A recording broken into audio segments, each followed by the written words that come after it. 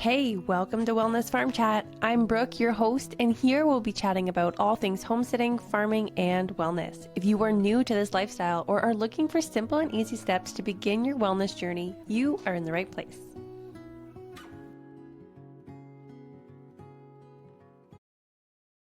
Hello and welcome back to Wellness Farm Chat. Today I will be finishing off our 4-part series with baby number 4 and everything from finding out I was pregnant to delivering this baby in my bathtub for the first time, having my first home birth and having the best pregnancy and delivery ever. So my son is almost 10 months. He is almost walking. It's so awesome. But yeah, it's been a very quick year to say the least. So I found out I was pregnant and I wasn't trying. I was actually kind of shocked that I was pregnant and it happened really quick. So I found out I was pregnant. We were in the middle of buying this property in this house and I was like, oh my goodness, this is so much. But immediately I decided I was going to start taking a beef liver supplement and instead of taking a prenatal. So with my first 3 pregnancies, I was taking an organic, really popular, expensive prenatal, and it to me, like I didn't feel great, like at all from this prenatal. It did not help me have a wonderful pregnancy. It didn't. I didn't know that it caused any problems, but I just know it didn't help me feel better. And I decided to try beef liver instead of a prenatal, and it was life-changing for me. I know not all the people I've talked to had the same experience with a prenatal or with a beef liver supplement, but you never know. Like if you haven't tried it before, you don't really want to say it doesn't work until you've tried beef liver before. So I tried it and I have never felt so amazing with a pregnancy. And this was baby number 4. So I've already had 3 pregnancies that were not great. I was exhausted. I had no energy. I was low iron. And I tried to eat the beef liver. And I tried to do all the things, the synthetic iron, and nothing worked for me until I started having beef liver from Heart and Soil. That was the company I ordered from first. And I will never go back. So we moved during this pregnancy and I was able to paint the whole upstairs in my house from being on this supplement. Like, I mean, I had a 3-year-old and a 1.5-year-old, and being pregnant, I painted this whole house. And it was amazing. Like I was on fire. I had so much energy. I was feeling amazing. And I know we had a bad snowstorm at one point right before baby was born. And I did not have my supplements for 3 weeks. And I struggled. I at first thought like, oh no, like I feel like I'm actually pregnant finally. Like I actually feel like I need to sleep more. I need to stop going out of the house with the kids. And I actually was like, shoot, like this is how I felt before. And then I realized, oh, it's because I'm not taking my supplements. They were lost in the mail because of the snowstorm. And right when I started taking them again, I want to say maybe 3 days after taking them daily, I was back to my energetic self again and I could survive the last trimester. And after after I was back, I was like, it's the beef liver. Like it's a game changer. So if you're struggling with your low iron or just not being able to do anything and you just want to sleep all day and all night and you can't get rested, it's worth a shot. Like it could work for you. I'm really optimistic and adventurous, so I'm very willing to try something if I'm struggling in an area, and I will try like in multiple things. And this one worked for me. It might not work for you, but it's worth a shot if you're struggling. So we are approaching, actually I'll backtrack a minute. So I really wanted to do a home birth. That was like my plan from the get-go. So I went to the midwives that I had all 3 of my children with. And at my first appointment, I was like, hey, I want to do a home birth. This is where I'll be living. And they immediately were like, no, you're due in March. There could be snow. The roads could be bad. You're 24 minutes from the hospital. We don't feel comfortable being your provider. If you are going to have a home birth, you have to be like 10 minutes from the hospital. So I said, okay, that's fine. I'll find a different provider in my very small community. So I did some phone calls. I was refused by another midwife clinic. They also were a little worried about where I lived and the roads and the time of year that I was going to be having the baby. So that person said no. And then finally I found somebody and she was like, oh yeah, like I don't care where you live. We'll figure it out. So I met with her. She was has her own little practice, just her. And she actually was casual at the other clinic that I had all three of my other children at. So we actually had some appointments at my previous midwife clinic, and she was so great. So I had all the common things that I think all the women who are doing home births are wanting, like delayed cord clamping, letting the placenta come out on its own, no pokes of any kind, just really calm, quiet environment. Don't take my baby. Yeah, so she was on board with all that. She was like, it's your baby, your labor, your delivery. We'll do whatever you want, pretty much. So that's what we did. I was a little unsure. So I just didn't trust. Still had some trust issues from being at the medical system for 3 pregnancies, and I was still on the fence if she was legit, because she was really, really honest and, well, not honest. She was really open and she didn't give me much pushback. And I was like, well, maybe things will change when I'm in labor at my house. Like, who knows? And they usually come with a second midwife for emergencies, right? So I was like, just in case, Brandon, if something was going to happen, like, you have to have my back. You have to be ready to like tell her, no, we're not doing this or that. And I had him all prepared about the things I didn't want and what I wanted. And she was fantastic. Like, now I'm like, okay, like I can't have a baby with anybody else now. So coming up to 38 weeks, yeah, I was like, okay, like this baby needs to come out. I'm getting sore. I couldn't sleep well. And yeah, like my body was not ready at all. So I had to keep on trucking. And then at 39 weeks, I was like, hey, I want to do the midwives brew. I'm ready to start labor and get things going. And I usually had all my other babies at 37 weeks or 38 weeks. So 2 were at 37 weeks and 1 was at 38 weeks. And I was pushing 39, middle of 39 weeks. And I was like, okay, I'm ready to do that midwives brew. So we planned so she would be free and available. And I got the ingredients and I took the drink. She told me to double it. And when I doubled it, I got the ingredients wrong. And I like quadrupled it. And I think I had over a cup of castor oil.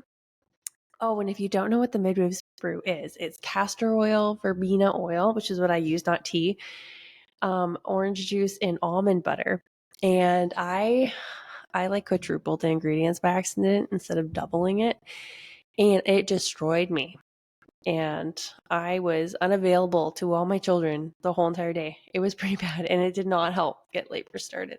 It was pretty funny. And then afterwards I told her, I'm like, yeah, I did I could like doubled it. I did this much. And she's like, that's not doubling it. That's like quadrupling it. And she's like, of course yeah. And after doing that, I was like, I hope I don't go into labor now because I'm very sore.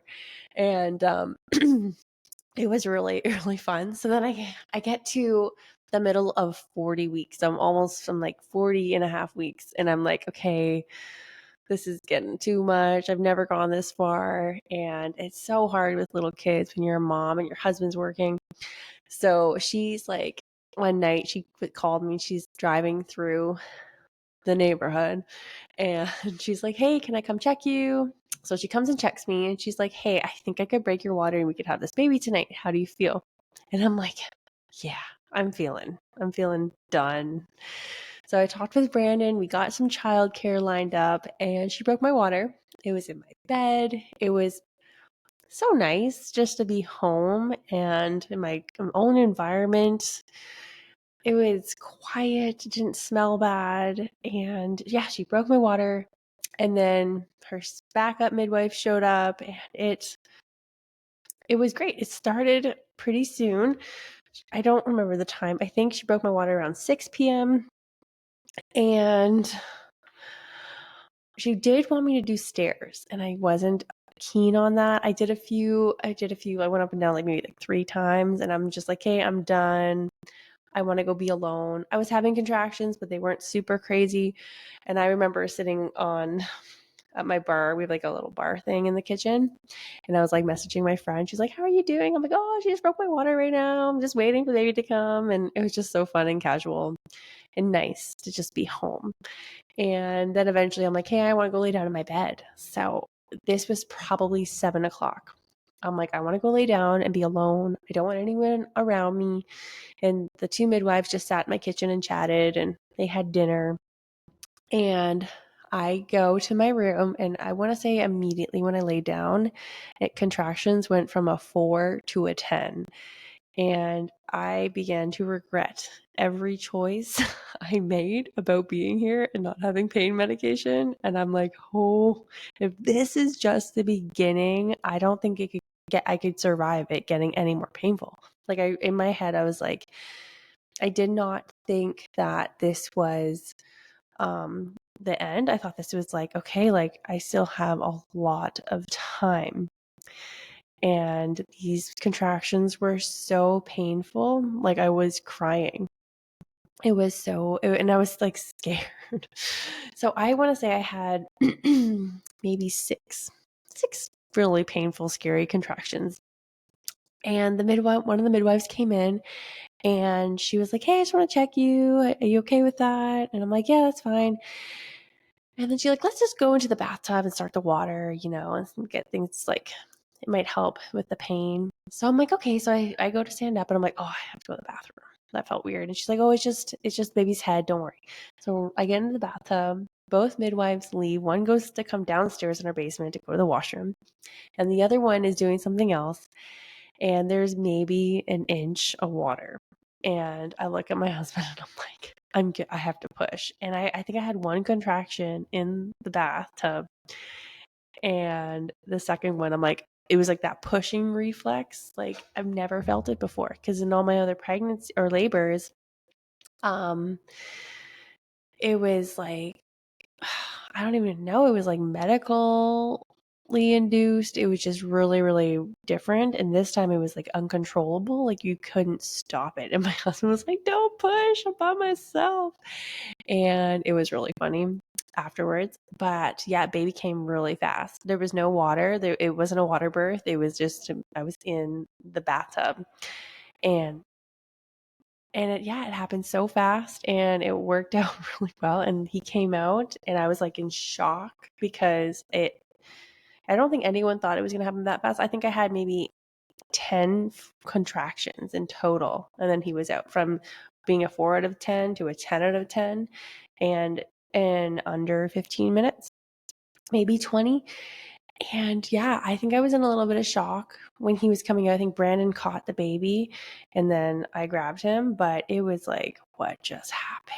Like I thought maybe I had fast babies because I had an epidural and I was relaxed, or the morphine from my previous labors, but no, like it was completely my body wanted that baby out. And it was great. She did not take my baby. She let me hold him until I was done, and I was able to shower and wash myself.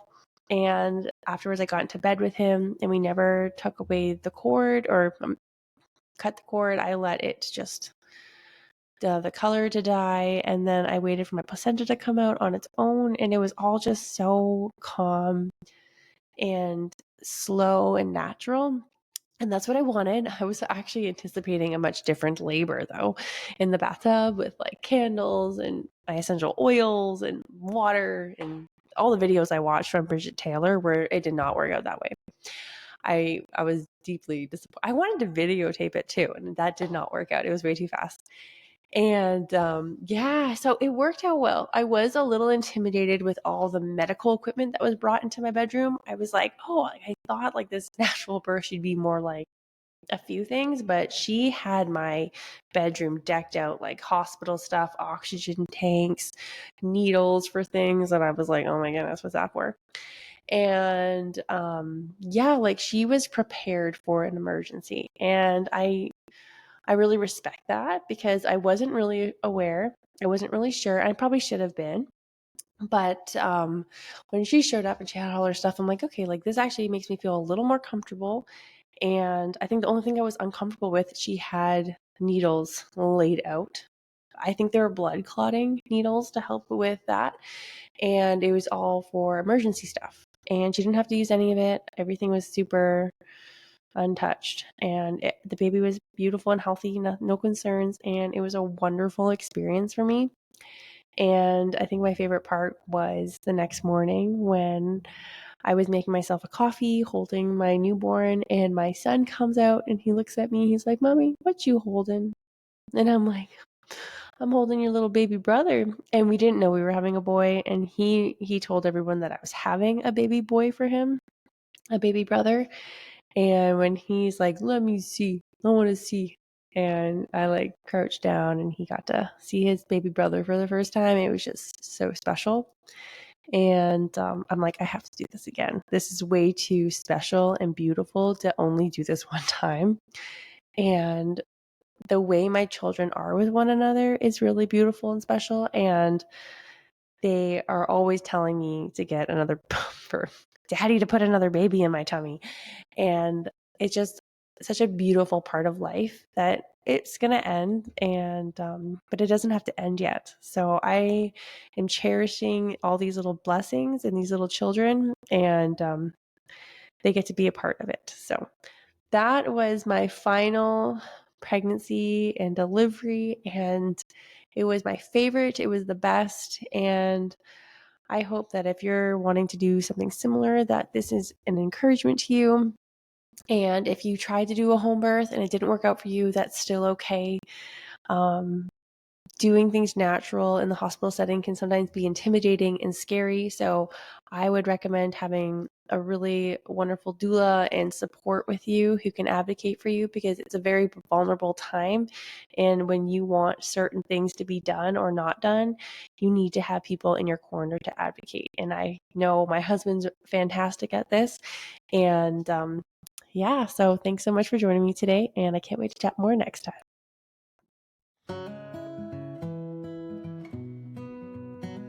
Thanks so much for joining me today. Please follow and subscribe to the show so you don't miss an episode.